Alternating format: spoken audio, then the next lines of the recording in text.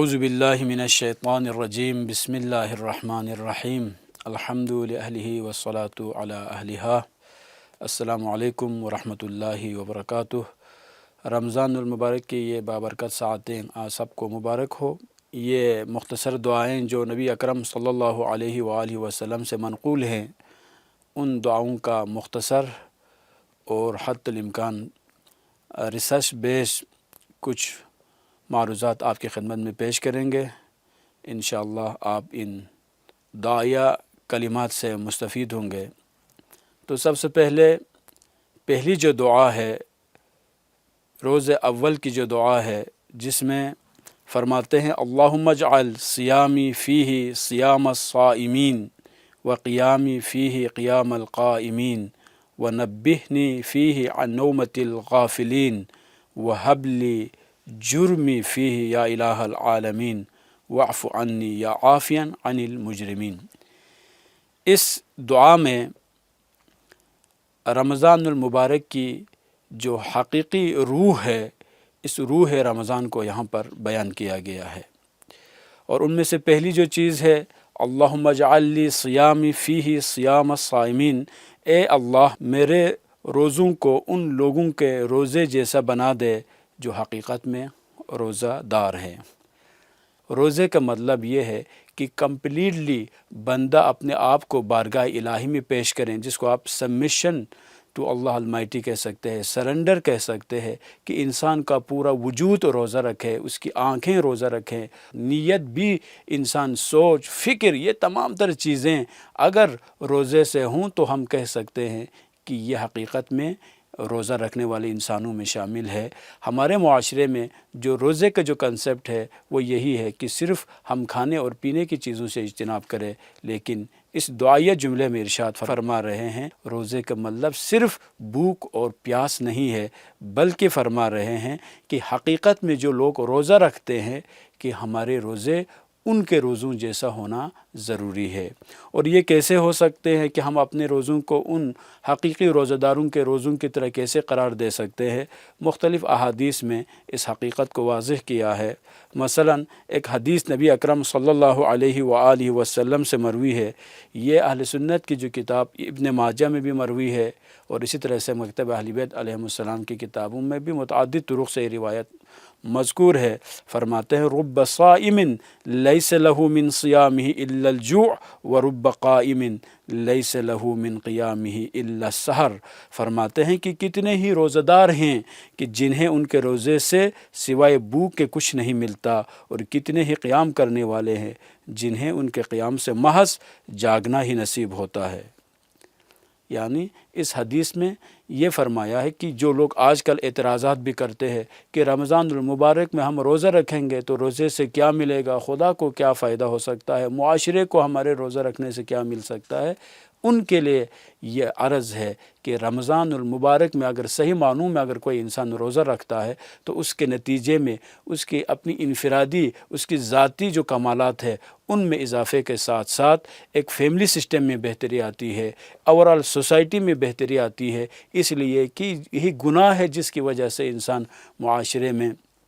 مفسد بن جاتا ہے، یہی گناہ ہے جس کی وجہ سے انسان ظلم اور ستم کرنا شروع کر دیتا ہے۔ لیکن جب بندہ اپنے آپ کو روزہ دار پائے، اپنے آپ کو روزہ داروں میں شامل اگر کرے تو وہ ہر وقت بارگاہ الہی میں اپنے آپ کو پاتا ہے، اور تمام تر اعضاء و جوارح کو گناہوں سے بچاتا ہے۔ اور حقیقت میں روزہ ایک آئیڈیل سوسائٹی کو ڈیولپ کرنے کے لیے ایک الہی طریقہ کار ہے، چونکہ روزہ دار تمام تر گناہوں سے جب اپنے آپ کو بچاتا ہے تو اس کے نتیجے میں وہ ایک ایکٹیو ممبر بن کر وہ اپنا کردار نبھا سکتا ہے۔ اور اسی طرح سے روزہ جب انسان رکھتا ہے تو اس روزے کے نتیجے میں انسان ان غریبوں کی مشکلات کو بھی درک کر سکتا ہے، ان بے سہارا لوگوں کی بھوک اور پیاس کی شدت کو بھی محسوس کر سکتا ہے۔ اور حقیقت میں انسانیت ہی یہی ہے کہ انسان دوسروں کی مصیبتوں کو، دوسروں کی مشکلات کو درک کرے، اور درک کرنے کے بعد آگے بڑھے اور کوشش کریں کہ ان کی مشکلات کو حل کرے۔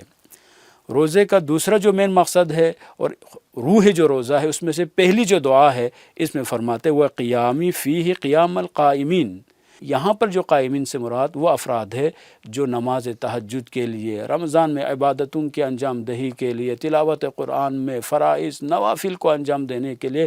رات بھر جاگتے رہتے ہیں، لیکن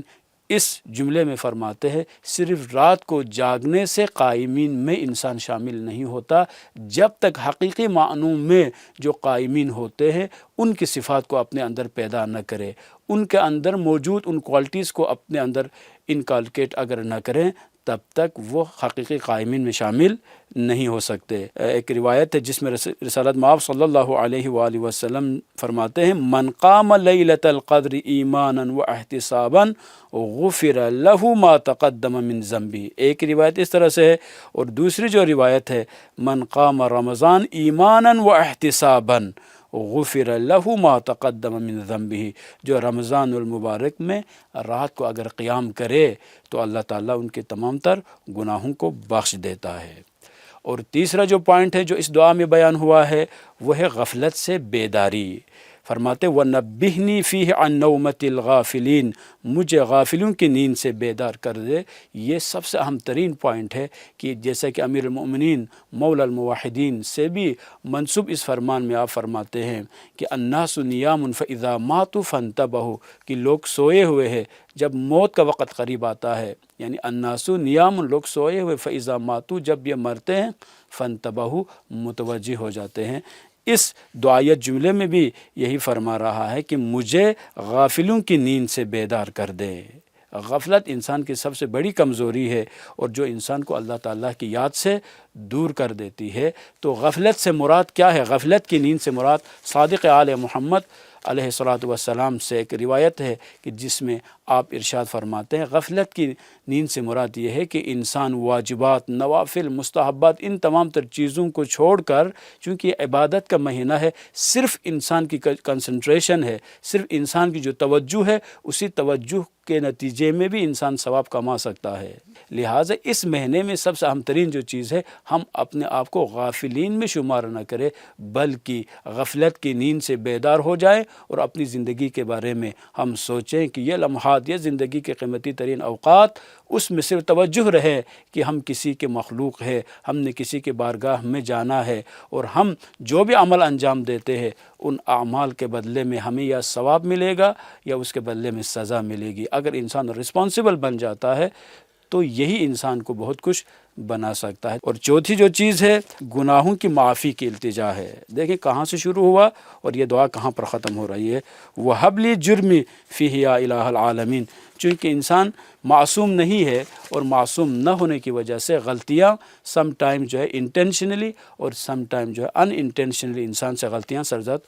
ہو جاتی ہیں۔ جب غلطیاں سرزد ہو جائیں تو باقی دنیا میں ڈس اپوائنٹمنٹ ہے، مایوسی ہے، لیکن جو بارگاہ الہی میں حاضر ہوتا ہے، جو محمد اور آل محمد کی تعلیمات سے روشناس ہوتے ہیں، ان کے لیے یہاں پر رحمت کے دروازے، یہاں پر امید کے دروازے، یہاں پر مہربانی کے دروازے، یہاں پر اللہ تعالیٰ کی برکتوں کے دروازے ہی کھلے ہوئے ہوتے ہیں۔ لہٰذا فرماتے ہیں کہ گناہ انسان انجام دیتا ہے تو مایوس نہ ہو، بلکہ بارگاہ الہی میں حاضر ہو کر خدا سے اگر انسان طلب مغفرت کرے تو اس مہینے میں اللہ تعالیٰ بخش دے گا۔ اور آخر میں فرمائے وَاعْفُ عَنِّی یا عَافِيًا عَنِ الْمُجْرِمِينَ، مجھے معاف فرما اے وہ ذات جو مجرموں کو معاف کر دیتا ہے۔ تاریخ کا مطالعہ کریں، کتنے ایسے لوگ تھے جو بڑے بڑے گناہ انجام دیتے تھے، لیکن صدق دل سے جب انہوں نے توبہ کی تو اللہ تعالیٰ نے نہ صرف ان کو معاف کیا بلکہ آنے والی نسلوں کے لیے ان کو ایز اے رول ماڈل ان کو یاد رکھا۔ مختلف تذکرے قرآن اور احادیث میں آپ کو مل جاتے ہیں۔ پس خلاصہ ہم یوں کہہ سکتے ہیں اس مہینے میں پہلا جو دن ہے اس میں 5 پوائنٹس اس حدیث میں بیان ہوئے ہیں۔ سب سے پہلے حقیقی روزہ، حقیقی روزہ بھوک اور پیاس سے زیادہ دل و دماغ کو گناہوں سے محفوظ رکھنا ہے۔ دوسرا پوائنٹ قیام اللیل ہے، رات کی عبادت کو اخلاص اور خشوع کے ساتھ ادا کرنا۔ تیسری جو چیز ہے وہ غفلت سے بیداری، دنیا کی فریب کاریوں سے بچ کر اللہ تعالیٰ کی یاد میں مشغول رہنا۔ اور چوتھا پوائنٹ گناہوں کی معافی، اپنے گناہوں پر ندامت اور اللہ کی رحمت کی امید رکھنا۔ اور جو لاسٹ پوائنٹ ہے اللہ کی رحمت، یہ یقین رکھنا کہ اللہ کی رحمت اور اللہ کی مغفرت بہت وسیع ہے اور وہ سب کو معاف کرنے والا ہے۔ خدا سے یہی دعا ہے خداوندہ ہم سب کو یہ جو پہلا دن رمضان المبارک کا جو پہلا دن ہے، اسی پہلے دن ہی ہمیں ان معارف الہیہ سے اپنے آپ کو روشناس کرانے اور دنیا تک ان معارف کو پہنچانے کی توفیق عطا فرمائیں۔ والسلام علیکم ورحمۃ اللہ وبرکاتہ۔